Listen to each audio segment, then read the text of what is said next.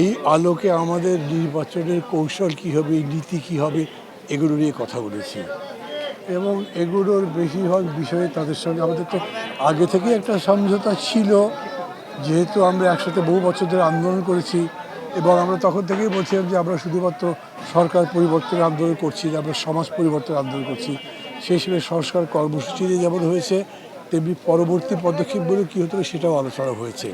কিন্তু আসন নিয়ে আলোচনাটা যদি উভয় পক্ষের একটা পরস্পরের মধ্যে মানে কোথায় কার কী অবস্থার উপর বিস্তারিত জানা দরকার, এটা পরস্পরকে আমরা জানার চেষ্টা করছি।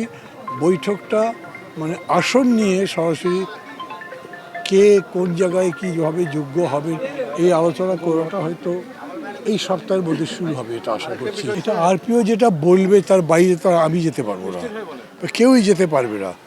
দাবি হয়তো করা যেতে পারে যে না আরপিও এটা সংশোধন করেন, সেটা কেউ কেউ করছে। আমাদের দিক থেকে একটা বিষয় হচ্ছে যে আমরা তো যখন রেজিস্ট্রেশনের জন্য দরখাস্ত করেছি তখন বলেছি আমরা এই মার্কার নিতে চাই। এখন তারা আমাদের সেই মার্কা দিয়েছে, এখন গিয়ে বলবো যে না ওই মার্কা চাই না ওই মার্কা, এটা একটু এম্বারাসিং হয়।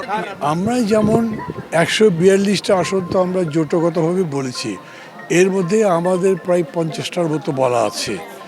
আর এটা শর্ট লিস্ট যদি করতে বলো তাহলে হয়তো সবার দিক বিবেচনা করে সব কিছু মিলে 50-60টার মতো হয়তো আমরা বলবো।